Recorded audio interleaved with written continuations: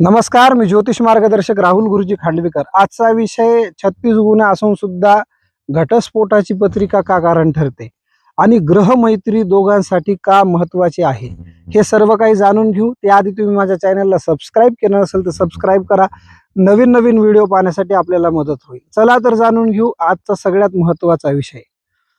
सगळ्यात महत्वाचं म्हणजे ज्या वेळेस आपण आपल्या मुलामुलींचे गुणमिलन करतो आणि गुणमिलन केल्याच्या नंतर आपल्याला ज्योतिषकार किंवा गुरुजी सांगतात किंवा 18 पेक्षा जास्त गुण असले पाहिजेत। पत्रिकेमध्ये 18 पेक्षा जास्त गुण असणं म्हणजे विवाह टिकतो, हा बऱ्याच लोकांचा गैरसमज आहे। गुणमिलनावर कधीही संसार पूर्ण होईल ह्याची काही शाश्वती नसते।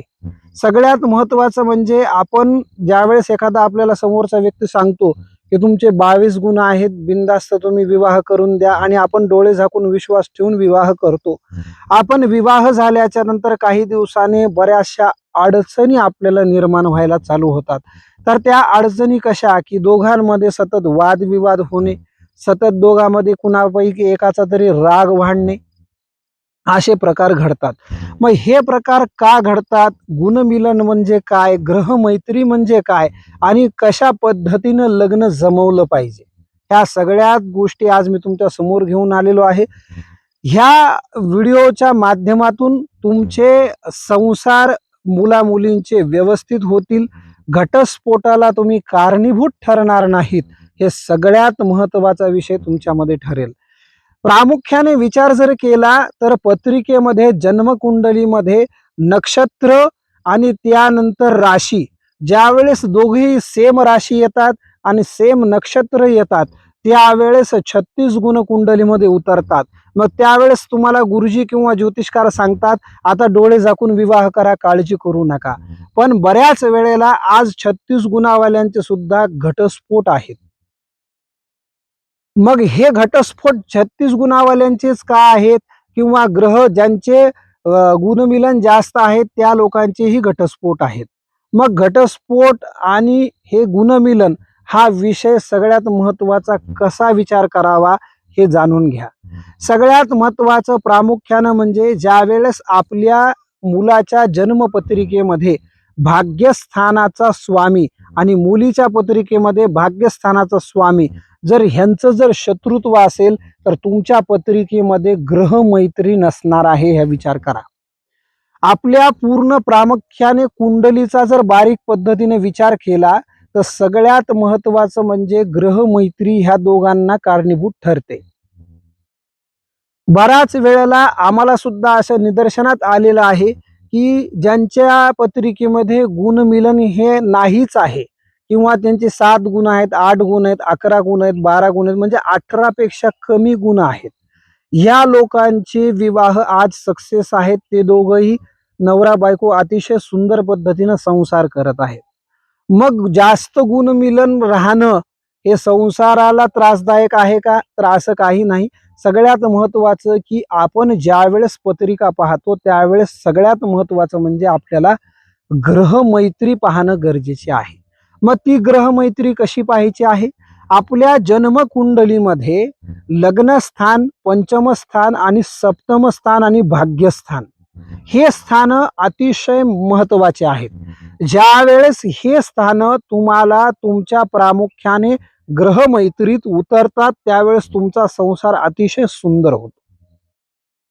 उदाहरणार्थ सगळ्यात महत्वाचं म्हणजे लग्नस्थानाचा स्वामी, मुलाच्या लग्नस्थानाचा स्वामी, मुलीच्या लग्नस्थानाचा स्वामी जर ग्रह मैत्रीत असेल, ग्रह मैत्री 5 पेक्षा जास्त असेल तर 100% तुमचा विवाह सक्सेस होणार। त्यानंतर पंचम स्थानाचा स्वामी मुलाचा आणि मुलीचा सुद्धा, जर हे सुद्धा दोन्ही जर व्यवस्थित असतील तर विवाह 100% व्यवस्थित टिकतो। सप्तम स्थानाचा स्वामी आणि मुलाच्या सप्तम स्थानाचा स्वामी, मुलीच्या सप्तम स्थानाचा स्वामी जर इथं शत्रुत्व तयार करत असेल तर लक्षात ठेवा सतत आयुष्य तुमचं वादविवादात जाणार, सतत मतभेद होणार। ज्यावेळेस मुलीच्या पत्रिकेमध्ये अतिशय सप्तम स्थानाचा स्वामी जर ह्या मुलाच्या पत्रिकेमध्ये सप्तम स्थानाच्या स्वामीशी अतिशय शत्रुत्व करत असेल तर मुलगी हट्टी निघणार, रागीट निघणार, मुलाला म्हणजे स्वतःच्या नवऱ्याला समजून घेणार नाही. हा विषय फार मोठा गंभीर आहे. त्यानंतर भाग्यस्थानाचा स्वामी पत्रिकेमध्ये जर असाच तुम्हाला मित्राद्वारे जर अनिष्ट असेल, आता ह्याच्यामध्ये असं असू शकतं का की असंही सणाचे प्रश्न आहेत. मग आमची लग्नेशाची ग्रहमैत्री होत आहे, मग सप्तमेशाची ग्रहमैत्री होत नाही, विवाह करायला चालेल का? तसं नाही. कमीत कमी लग्नस्थान, पंचमस्थान हे दोन स्थान जर तुमचे मैत्री योगा जर घडत असतील तर तुम्ही विवाह करा. मग भाग्यस्थान व सप्तम स्थान शत्रुत्वाद असेल तरी त्रासदायक होणार नाही. मग बऱ्याच वेळेला सप्तम स्थानाचा स्वामी, दोघांच्याही सप्तम स्थानाचा स्वामी जर मैत्री करत असेल आणि बाकीचे जर शत्रुत्व करत असतील तरीही संसार व्यवस्थित होणार आणि संसार कटाक्षाने चांगला होणार, दोघांमध्ये प्रेम वाढणार. मग बऱ्याच वेळेला पंचम स्थानाचा, लग्न स्थानाचा आणि सप्तम स्थानाचा स्वामी जरी अनिष्ट असेल आणि भाग्यस्थानाचा स्वामी चांगला असेल, पत्रिकेमध्ये ग्रहमैत्री योग दोघांचेही चांगले घडवत असेल तरीही सुद्धा संसार व्यवस्थित होईल. थोड्या किरकिऱ्या होत्याल, थोडा द्वेष वाढेल, मतभेद होईल, पण संसार तुटणार नाही व घटस्फोट होणार नाही. ह्याची काळजी आपण सगळ्यात महत्त्वाने घेतली पाहिजे.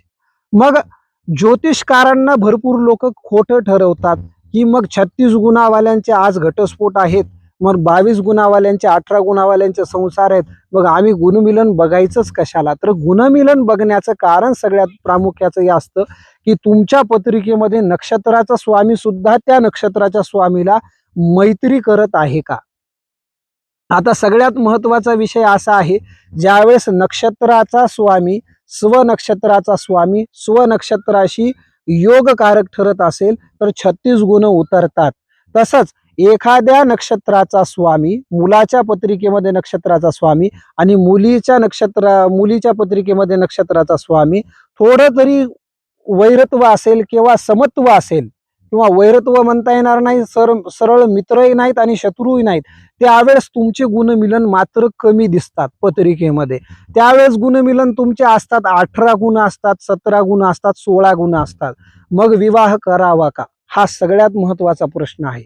तर मी पहिले परत सांगितल्याप्रमाणे इथं जर गुणमिलन कमी होत असेल तर तुम्ही नवमांश कुंडलीमध्ये जाऊन तुमच्या भाग्यस्थानाशी, सप्तम स्थानाशी आणि लग्नेश स्थानाची जर तुमची मैत्री होत असेल किंवा सप्तम स्थानाची, या मुलाच्या सप्तम स्थानाची, मुलीच्या सप्तम स्थानाची मैत्री होत असेल तर विवाह करायला अडचण नाही. तिथले सुद्धा गुण तुम्हाला प्राप्त होतील. हे गुण ग्रहमैत्रीचे गुण, आणि ज्यावेळेस तुम्ही असे गुणमिलन एकत्र करता त्यावेळेस ते गुणमिलन 4 ते 5 वाढतात. तेव्हा लग्नेशाची मैत्री वाढते, त्यावेळेस तुमचं गुणमिलन ऑटोमॅटिक वाढल्या जातं. बऱ्याच वेळेला ज्योतिषकार असे सांगतात 18 गुण आहेत, विवाह करू नका. ग्रहमैत्रीकडे कोणी लक्षच देत नाही. ग्रहमैत्रीकडे नाही लक्ष दिलं की तुम्हाला प्रॉब्लेम होणारच. नुसत्या नक्षत्राच्या स्वामीचा विचार करून तुम्हाला जमणार नाही.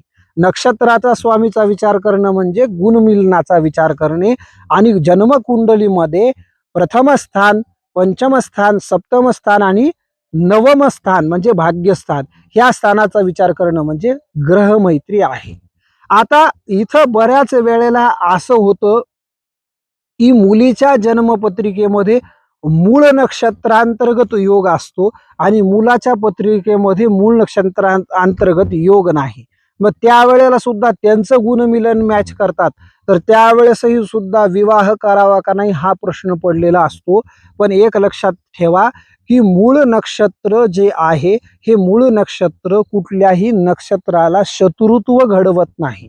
ते स्वतः जरी पाप नक्षत्र असलं तरी दुसऱ्या नक्षत्रांसोबत ते वाईटपणा आणण्याचा प्रयत्न कधीच करणार नाही.